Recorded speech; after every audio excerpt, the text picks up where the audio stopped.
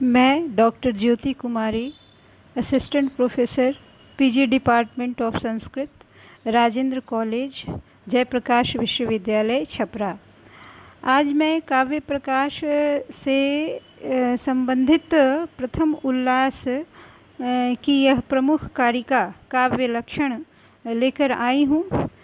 काव्य लक्षण आचार्य मम्मट से पहले कई विद्वानों ने काव्य का लक्षण प्रस्तुत किया है, जिसमें भामह, आनंदवर्धन आदि प्रमुख हैं। और इन विद्वानों ने शब्द एवं अर्थ के सम्मिलन को काव्य कहा है, शब्दार्थों सहितो काव्यम।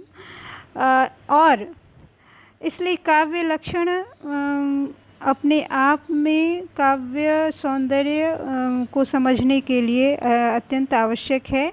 और इसलिए यहाँ पर आचार्य मम्मट ने काव्य लक्षण इस प्रकार दिया है।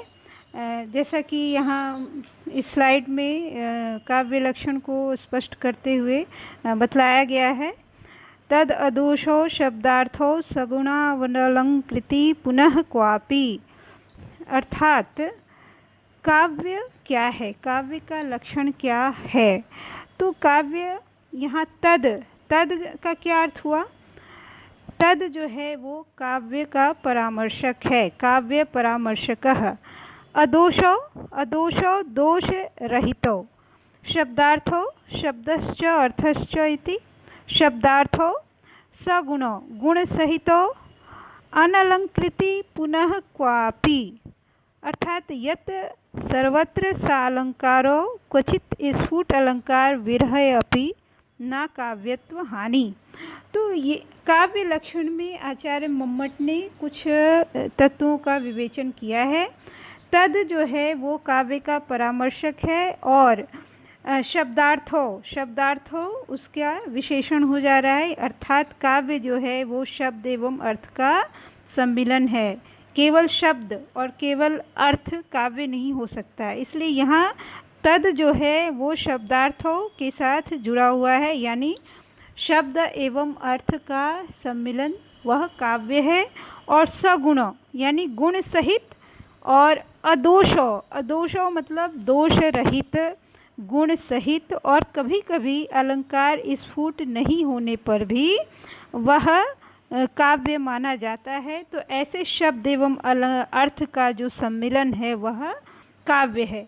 तो काव्य स्वरूप या काव्य लक्षण प्रस्तुत करते हुए आचार्य मम्मट ने स्पष्ट लिखा कि जो शब्द एवं अर्थ वाले हों, परंतु च्युति संस्कृति आदि प्रबल दोषों से रहित हों, माधुर्य ओज एवं प्रसाद आदि गुणों से युक्त हों, सर्वत्र अलंकार सहित तथा कहीं कहीं अस्फुट अलंकार युक्त हों, उन्हें काव्य कहते हैं।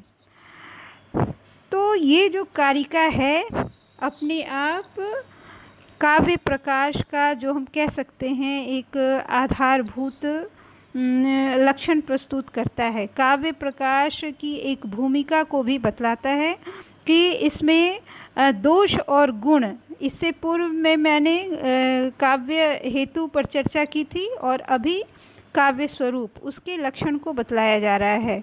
तो इसमें जो अदोषो यानी दोष की भी चर्चा है और गुण की भी चर्चा है, और ये सभी आगे के उल्लास में है। दोष जो है वह सप्तम उल्लास में है, और गुण एवं अलंकार विवेक विवेचन जो है वो अष्टम उल्लास में वर्णित है। तो यहाँ तीन शब्द मुख्य हैं, दोष, गुण और अलंकार। तो दोष क्या है? आचार्य मम्मट ने स्पष्ट किया है, मुख्यार्थहति दोषः। मुख्य अर्थ का अपकर्षक दोष है। अब मुख्य अर्थ क्या होता है? तो मुख्य अर्थ जो हमारा काव्य की जो आत्मा है, वो जो रस है वह मुख्य अर्थ है। तो उस रस का अपकर्षक क्या हो गया? दोष। इसलिए आचार्य ने कहा है कि च्युति संस्कृति आदि प्रबल दोषों से रहित हो, यानी दोष भी नित्य और अनित्य माने गए हैं।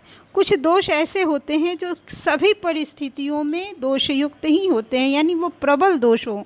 तो ऐसे दोष से वह काव्य जो है रहित हो, तभी वह शब्द एवं अर्थ जो है वो काव्य कहे जा सकते हैं। और गुण सहित, गुण क्या है? तो गुण जो है ये रसस्य अंगिनो धर्मः, गुण का क्या, जो रस, जो अंगिन जो मुख्य, जो काव्य का जो मुख्य तत्व है उसका जो धर्म है, मतलब रस जो है, ये रसस्य अंगिनो धर्मा शौर्यादय इवात्मनः उत्कर्ष हेतवः ते स्यु रचल स्थितयो गुणाः। अर्थात चेतन जीवात्मा के शौर्य आदि धर्मों की भांति काव्य में प्रधान रूप से स्थित श्रृंगार आदि रसों के साक्षात आश्रित रसोत्कर्ष कारक अचल स्थिति वाले जो काव्य धर्म है वही गुण हैं। इसका सीधा अर्थ ये है कि गुण का सीधे संबंध रस से है जो काव्य का स्थायी धर्म है। और तो इस तरह अगर हम गुण नहीं हो, काव्य में गुण का अभाव हो, तो वो क्या काव्य की आत्मा को दूषित कर देगा, इसलिए वह काव्य लक्षण नहीं हो सकता, ऐसी रचना काव्य में नहीं आ सकती। और उसके बाद है कि अनलंकृति पुनः क्वापि, यानी कभी कभी जैसे अलंकार स्फुट होती है तो भी वो अच्छी काव्य मानी जाती है, लेकिन कभी कभी ऐसा है कि रस का परिपाक अधिक होता है, रस का प्रस्फुटन ज़्यादा होता है और अलंकार कहीं गौण हो जाता है, तो ऐसी रचना भी उत्तम काव्य की श्रेणी में आती है। तो इस तरह आचार्य मम्मट का जो यह काव्य लक्षण है उसमें सबसे अधिक ये परिमार्जक है, सबसे अधिक उपादेय माना जाता है, क्योंकि आरंभ में जैसा कि मैंने आपसे कहा कि काव्य लक्षण में इससे पूर्व में रीतिवादी, रसवादी, ध्वनि, अलंकार आदि की चर्चा हुई है। जैसे काव्य से आत्मा ध्वनि और शब्द और अर्थ का युगल जो होता है वह काव्य है। तावत् शब्दार्थमयत्वमेव सहृदय आह्लादकारी काव्यम, ऐसा आचार्य आनंदवर्धन ने भी वर्णन किया है। लेकिन इससे पहले किसी ने गुण और दोष की चर्चा नहीं की और इस कारण आचार्य मम्मट का जो यह काव्य लक्षण है अपने आप में संपूर्ण हो जाता है। जैसे कोई बच्चा है, वो जब शरीर धारण करता है तो उसमें गुणाधान और दोषापनयन, ये दो प्रक्रिया की जाती है, तो इससे क्या उसका शुद्धिकरण होता है। उसी प्रकार काव्य को एकदम जो काव्य का जो उत्कृष्ट काव्य की जो परिकल्पना है वो दोष रहित और गुण सहित के रूप में ही हो सकती है। इसलिए काव्य जो है, शब्द एवं अर्थ क्या है, काव्य का शरीर है, तो उस शरीर में गुणाधान एवं दोषापनयन आवश्यक है। इसलिए यह जो काव्य लक्षण है वह अपने आप में संपूर्ण और उपादेय है। और इस अगले स्लाइड में मैंने दिखलाया है एक शब्द है अनलंकृति पुनः क्वापि। तो यहाँ पे पुनः क्वापि ऐसा कहा गया है, यानी इसका अर्थ है कि यत् सर्वत्र सालंकारो क्वचित तु स्फुट अलंकार विरह अपि ना काव्यत्व हानि। इस विषय में आचार्य ने बड़ा सुंदर एक उदाहरण दिया है जो शारंगधर पद्धति में शीला भट्टारिका के पद्य इस पद्य में प्रकट होते हैं, जिसमें देखिए यह कौमार हरह स एव ही वरस्ता एव चैत्र छपा ते चोन्मिलित मालती सुरभय प्रौढ़ा कदम्बा नीलः सा चैवास्मि तथापि तत्र सूरत व्यापार लीला विधौ रेवा रोधसी वेतसी तरुतले चेतः समुत्कंठते। यहाँ कोई नायिका है, स्वाधीन पति का नायिका है, वो अपनी सखी से कहती है कि सारे प्रसाधन, सारे आनंदप्रद सारे संसाधन और साधन जो अभी मौजूद है उस कारण से मेरा जो मन है चेतः समुत्कंठते, चित्त जो है वो क्या होता है, उत्कंठित हो रहा है। तो यहाँ पे क्या है कि विप्रलंभ श्रृंगार रस स्फुटित हो रही है। यह बहुत सुंदर ही रचना है जिसमें एक जो ये पद आए हैं चेतः समुत्कंठते, अर्थात चित्त जो है वो क्या हो रहा है, उत्कंठित हो रहा है, यानी आज ना जाने इतनी बार बार उत्कंठा क्यों हो रही है। ये इसलिए कि वो सारे उत्कंठा पैदा करने वाले सारे संसाधन मौजूद हैं, सारी आनंदप्रद वस्तुएं मौजूद हैं, उसे देखकर नायिका के मन में उत्कंठा हो रही है। तो यहाँ पे इतना ये सुंदर रचना है कि यहाँ रस का प्रस्फुटन ज़्यादा हो गया है, रस प्रस्फुटित हो गया है, इसलिए वहाँ अलंकार की चिंता कौन करता है।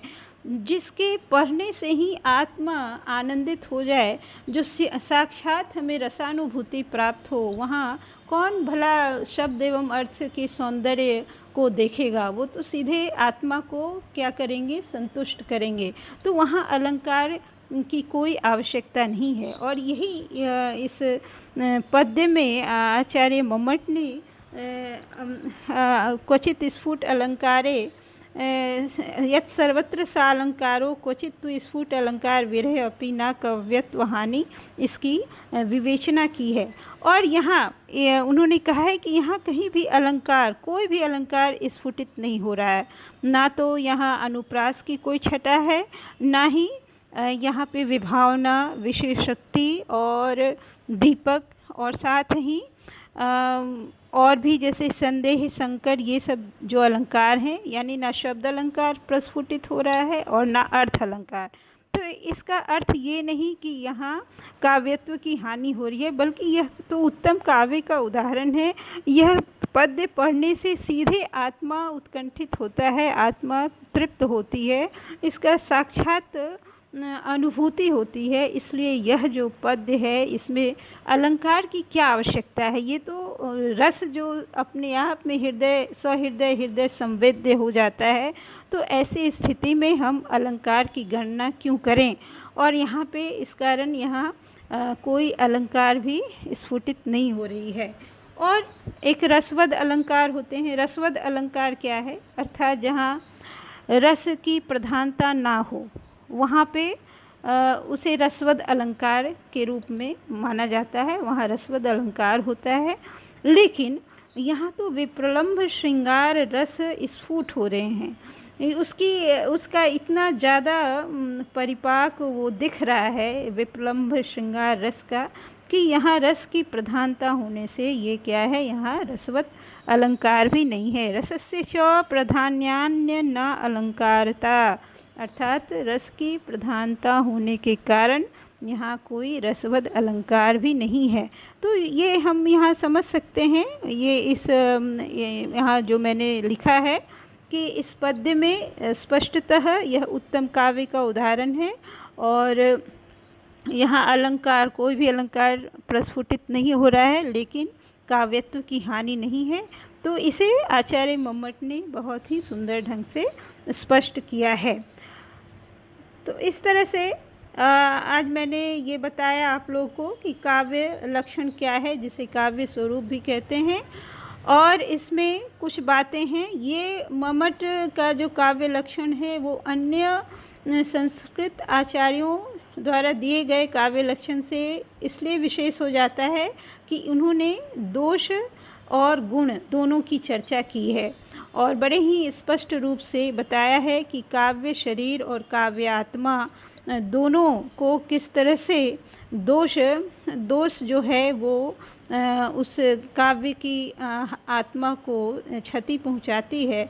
तो इसलिए दोष का रहित रचना जो है और गुण सहित रचना, वो ऐसी शब्द और अर्थ वाली जो रचना है वो काव्य है। तो काव्य लक्षण में कुछ तत्व आते हैं जिसमें दोष है, गुण है, और अनलंकृति पुनः क्वापि, यानी अलंकार रहित होने पर भी कभी कभी काव्यत्व की हानि नहीं होती है। मतलब यह जरूरी नहीं कि वह सर्वत्र अलंकार सहित ही हो, कभी अलंकार की कमी होने पर भी वो काव्य तत्व की हानि नहीं होती। तो काव्य स्वरूप में यही प्रमुख तत्व है। और आगे की क्लास में मैं इसकी अगली कारिका को बताऊंगी। धन्यवाद।